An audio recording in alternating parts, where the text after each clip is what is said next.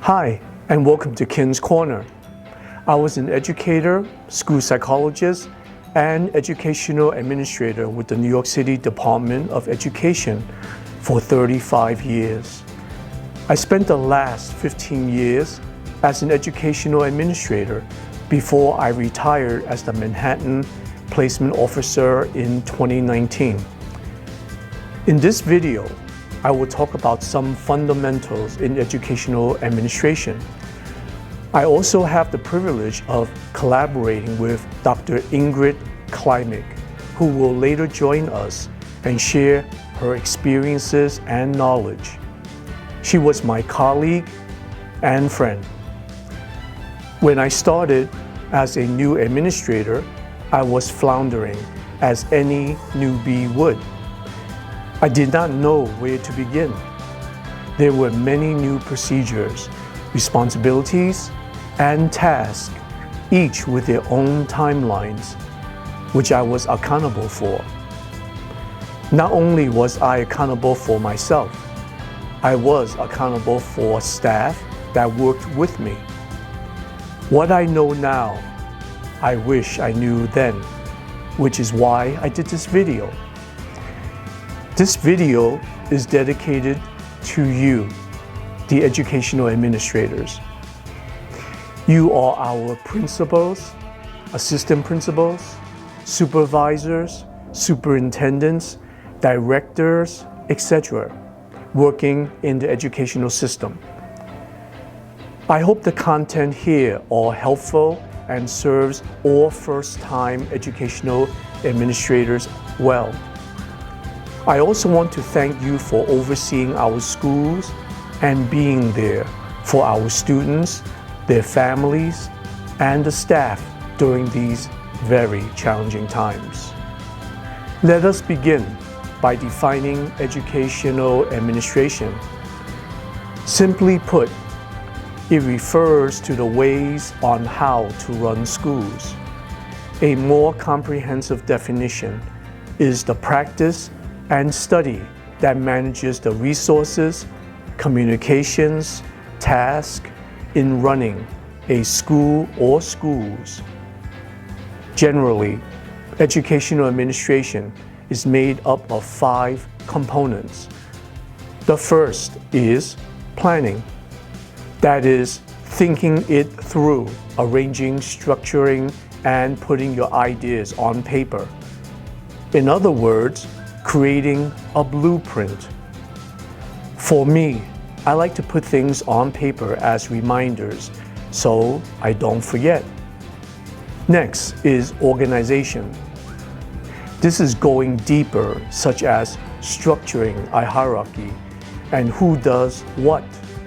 For instance, the principal in a school building is the top person. The assistant principal follows, etc. Third, the component is direction. Direction refers to where we are headed in reaching a common goal. This is like the star that a ship follows to reach its destination. For example, a specific school's direction may be to increase academic performance, such as increasing graduation rates and/or improve attendance rates. The next component is coordination. Coordination is how things are carried out, such as through training, word of mouth, emails, memos, etc., and follow through. The last component, number 5, is budget. Budget refers to maintaining a balance between expenditure and cost. Every administration begins with the leader or person in charge. Depending on who the leader is, the administration will reflect his or her style of leadership. In this presentation, I will discuss 4 basic leadership styles. The first is the democratic style. This is when the majority and the participation by or rules. Using this style facilitates more cooperation, motivation, and increases morale. The second is the authoritarian style. This is almost opposite of the previous style. This style assumes full power and responsibilities with no inputs from others. This style tends to use fear and punishment to maintain control and order. This often results in a fearful and resentful staff. Third is the paternalistic style. This one is sometimes called the father knows best style. The leader treats staff like family, looks out for them, and oversees their benefits just like a parent would. This may not be effective with more mature staff. The results of this style are usually a trusting and friendly atmosphere. Lastly, the fourth one is the laissez-faire style. This style may be the easiest as it requires minimal or no leadership at all. This leadership style allows staff to make their own decisions in expectation that they will do what's best. In conclusion, there is no set way in educational administration. There is usually a blend or a combination depending on the needs and structure of the organization and the character of the leader or leaders. The leader oftentimes projects their personality and character into their leadership style, making every leadership style or administration unique. For me, it is great leaders that make great administrators. During my time with the Department of Education, I've met many wonderful leaders, such as public school principals. Not only did these principals improve their school's academic performance, they elevate overall school morale with their energy, drive, dedication, and passion. These are the type of leaders we need more of. Now, getting into the subject of leaders or educational administrators, many have the following: vision, seeing what is possible, such as students learning and achieving their full potentials. Passion, desire to make things work and accomplishing goals. Creativity, thinking outside the box and developing new ways to educate. Motivation, having reasons for acting in ways to accomplish educational goals. Flexibility, being open-minded to new ways of education. Inspiration, great leaders can inspire staff so that they will take action and do their best. Innovation, coming up with new ideas, methods, techniques, etc. Courage, doing something in spite of fear. Imagination, the ability to form new ideas and concepts. Experimenter, implementing ideas, strategies, and tweaking throughout the process. Changemaker, not afraid to modify current ways so that progress can occur. And speaking of leadership styles, mine was more of a combination of the democratic and paternalistic styles.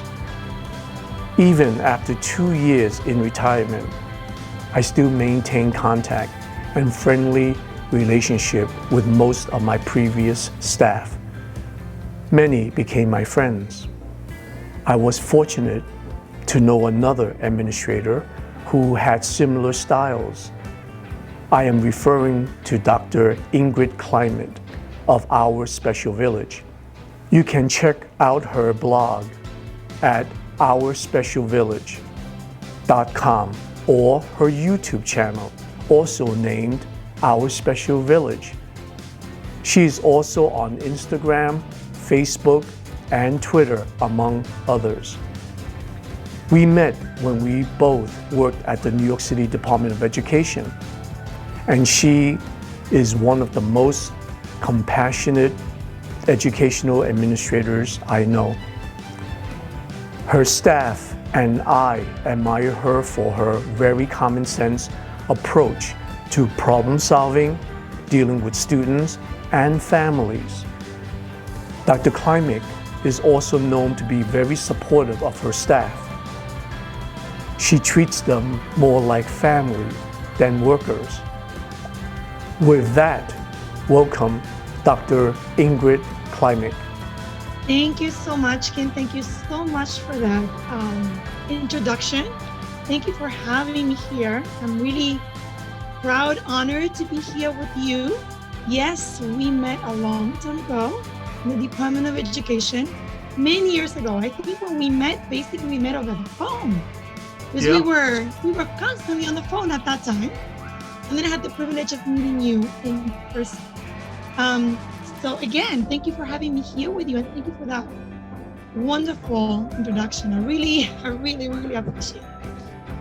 For me, of course, I have to always conduct myself in the same way that I conduct my own business, my life, everything I do, right? It has to be aligned with my values.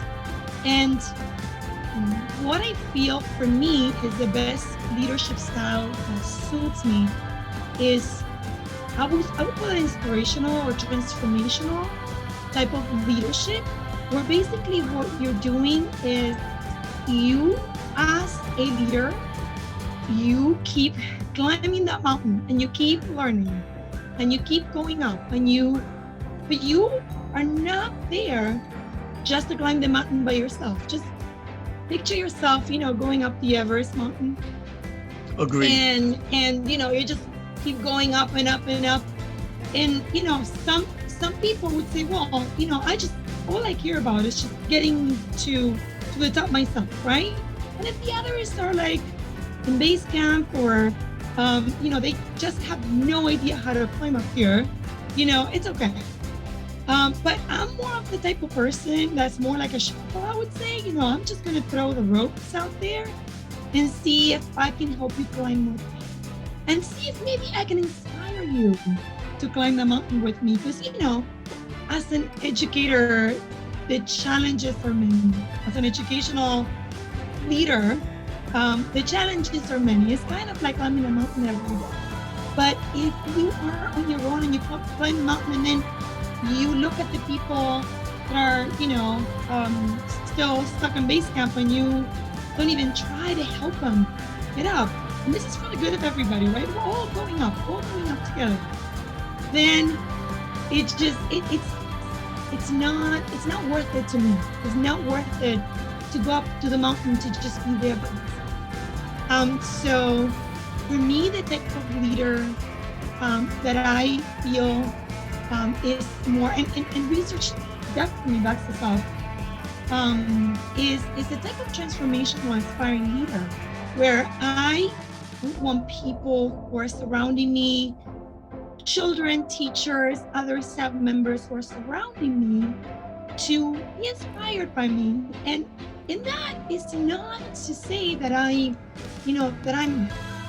unique, a unique leader, and that everybody has to pay homage to me. It's more as I'm constantly learning. I'm constantly coming. And all I want for people to do is to climb with me, to be by my side, to grab that rope that I'm throwing out there, so that we can all climb together. Yes, and that's a very, very important aspect of what a great leader does. We not only basically organize the agency or the place that we work, we also support staff, as you said. you mentioned about base camp. No, I mean, like they are not just there. They are coming with us on a journey. Right. And it's a mutual benefit. If we look good, everybody looks good, and everybody looks good, we look good. The thing is that yes, I am like you as a leader. We try to support our staff and not only help them do their work, but also help them to become better and be more competent in what they do. Because as you mentioned, when everybody looks good, we look good too. So it's important for our staff to do well. And I totally agree with you. Support, working with them, not against them, would be the most ideal situation. Mm-hmm. I think, when you're that inspiring type of leader, right? You communicate this, and we talked about this before many times.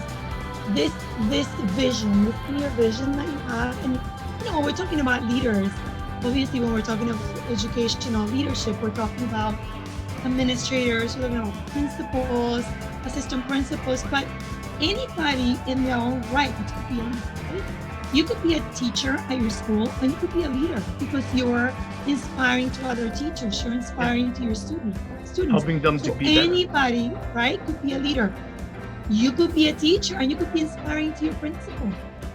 You could be a teacher, you could be inspiring to your colleagues, anybody really that comes in contact with you. Because if you have a vision, you have a clear sense of, I guess, shared purpose, because we're all, right, we all want the same things in education. You mentioned this, right? Yes. In your opening statement. It's really, really important, because for us, if we don't do this right, we have families, we have children that we need to be accountable. So we need to do this right. We need to have this clear vision, this clear sense of purpose, so that we're all going in the same direction. So one of the things I think you mentioned about me is, I treat my style also for me is looking at everybody as a team member. So one of the things that I was saying is, what you were saying, right, in your introduction is, that I treat staff members as family. Right. And I think that the way I see them is, it is like family, right? Everybody has a certain role, right? But also, I always envision myself in my role as a leader as we are rowing this boat, right? We're rowing and rowing and rowing. And maybe when you're the leader, right, you're the head person, like the head person role. But if somebody stops, right? If somebody stops rowing, you are not going to have the same sense of purpose on your boat. And each person has their own strength, right? So maybe this one person is better off like rowing on the right side, and this other person is better off rowing on the left side, and maybe you as a leader, you're the head person, but maybe one day you get tired, maybe one day you need to be relieved, and you have to remember that, you have other people surrounding you that have been rowing for so long. They've been working with you and observing you, being inspired by you and learning from you for so long, that if you need to step aside and row for a little bit while that person leads, then you're fine. So when it's kind of like being a Sherpa in a way, right? You're leading people on the road. And of course, this is for the same reason that you were talking about before, which is to ensure the benefit of families and children. The thing what I love about your style is that all the staff that were under you, they always praise you. They always talk about how nice you are, how understanding and patient your style of administration is. It's like you're their mother. Like especially one of the staff, like Emily, she's one of the younger member of your staff, and everybody respects you so much. And when you left, they miss you so much. Did they ever tell you that? Yes. As a matter of fact, I still talk to them. I talk to a lot of people. Yeah. Because I never really see people as working under me, because when you're rowing the boat, Yeah. there's nobody under you, and if they're under you, like in the mountain example, right? If they're under you, it's only for you to throw those ropes and to help them up. Yeah. There's really no reason for anyone to dictate, right? That's kind of like a dictatorship stuff, right? Oh, yeah. When you basically dictate what you want people to do, and you expect everyone, to do exactly as you say. And this is not to diminish any other leadership style. I remember talking to one of our leaders. I'm going to say one of our superiors. I, to this day, don't really consider this person a leader, basically because nobody really wants to be like her.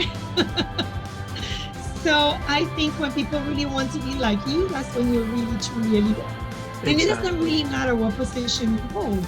Right. It really matters that people want to emulate you. Well, right? Yeah, exactly. And what you're saying about the dictatorial style of leadership, that is a leadership I abhor. And I really dislike that, because that type of a leadership basically instills fear to make people follow the guideline. And fear is not a very good growth factor. Instead, it prevents people from achieving, from doing better, from motivating them to do more. And that is a shame. Research actually really supports this, especially in educational settings. It supports, a transformational, inspirational style of leadership. Agreed. And it's because if you think about it, how many differing opinions you would have, right? Right. In when you're in an educational setting, in an academic setting, you want a plurality of opinions. You want a plurality of ways of seeing. You don't want only one way, and it's my way or the highway. I mean, that might work for, I don't know, North Korea maybe, or I don't know, someplace in the world, I guess, but it definitely doesn't work for school. No. It doesn't work for an educational institution. Especially in education. It's really not backed up by research. And if you think about it, how many times, I was just talking to a leader the other day, to an educational administrator in one of our districts, and he was telling me, he was talking about all of his frustration. And I was there with an organization, and we were talking about a particular issue which he as a person agreed with, but couldn't have his opinion. Even as a leader, not even considered by anybody until it was checked by about 10 people on top of it. Even though it was literally a life or death issue. Yes. So and he was expressing his frustration, and he was telling me, you know what's happening these days? What? It's what's happening. I write an email, and for me to be able to send this email, I have to run it by this person and this other person and this other person. And by the time it comes back to me, for me to send, it sounds nothing like me. And so he says, by the time I have to send it like it's for me, sign it like it's for me, but this email sounds nothing like the original email that I sent. So how is this authentic? Because that's another thing that we're losing, right? Authenticity in an authoritarian, in a dictatorship type, leadership, you have no authenticity. Everything kind of follows the strict line.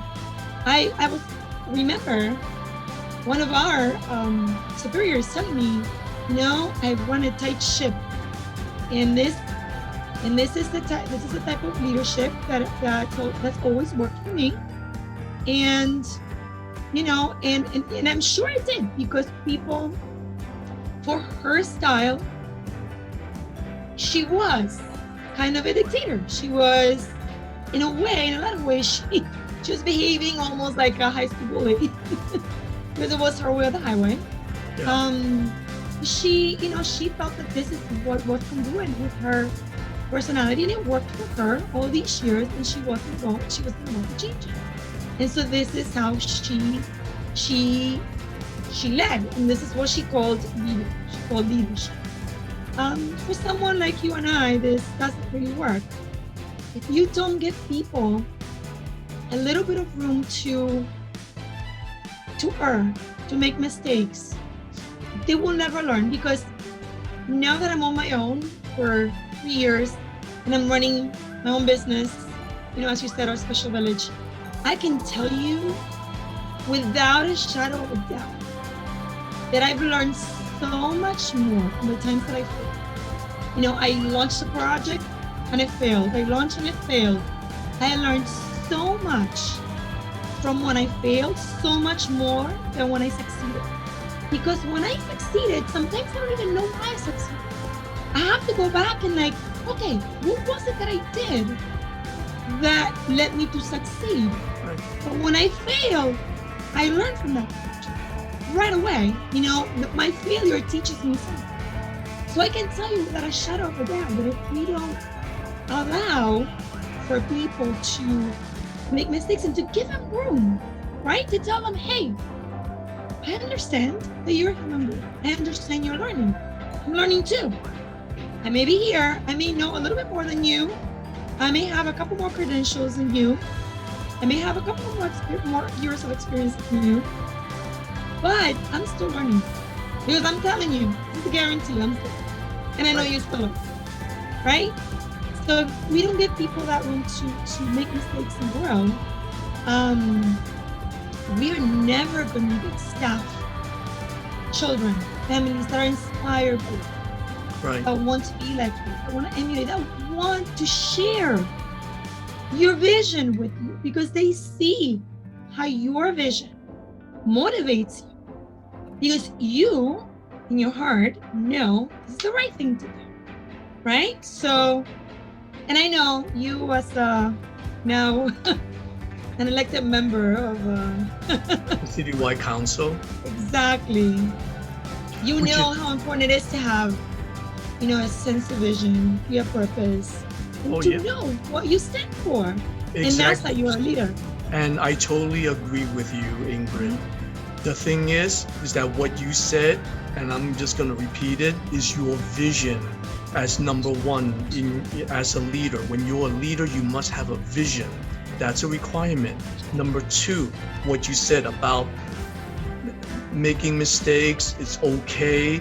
Hey, that's part of the human factor. We're all human, we all make mistakes. There's a learning curve. And guess what? I remember when I was in educational administration at Baruch College, they told us that, hey, there's always a learning curve. We all make mistakes, and expect that, especially with new staff, or what I use the term as newbies. And when I was a newbie, I was, I didn't know what the heck I was doing until I stopped talking.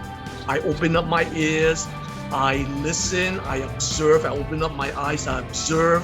I learned I learned a lot of things from really, really good administrators. I see how they administer, and many of them I was lucky to have as models, because they were compassionate, like you.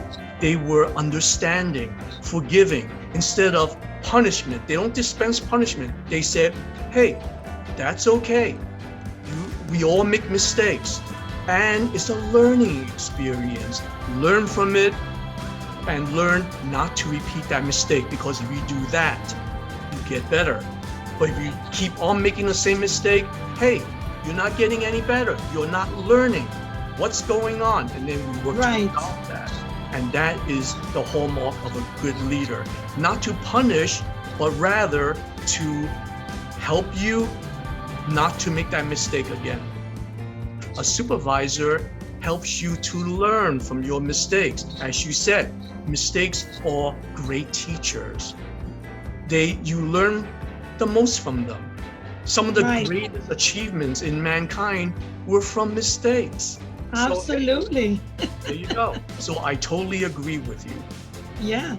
And leaders continue learning, right? As you said. The Everybody. fact that you had a degree didn't make you an automatic leader, gave you the credential.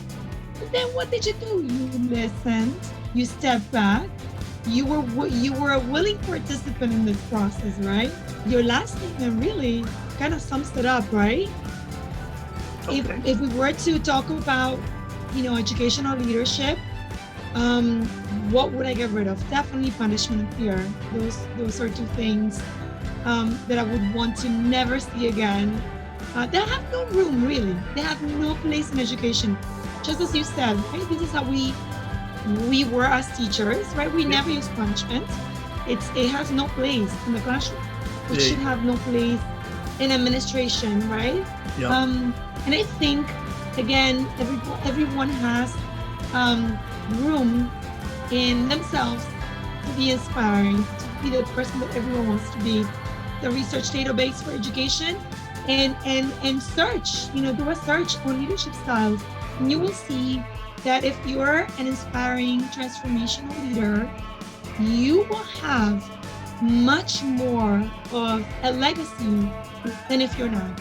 So I think that's the other part to this talk, which was amazing, by the way. I'm really, really happy that we had this opportunity. Well, thank you. And I am too very grateful to your input, your insight, your experiences. Thank you so very much for having me again. Oh, you're very welcome. And hopefully we can do another collaboration in the near future. Looking forward to it. Absolutely. Please forgive the video technical difficulties. I thank you for your patience and understanding. Again, I'd like to thank Dr. Ingrid Klimek for joining me today. Please check out her website entitled Our Special Village. I posted her link below. Like this video, subscribe, and comment. I'd like to hear from you. Thanks for watching, and I'll see you next time.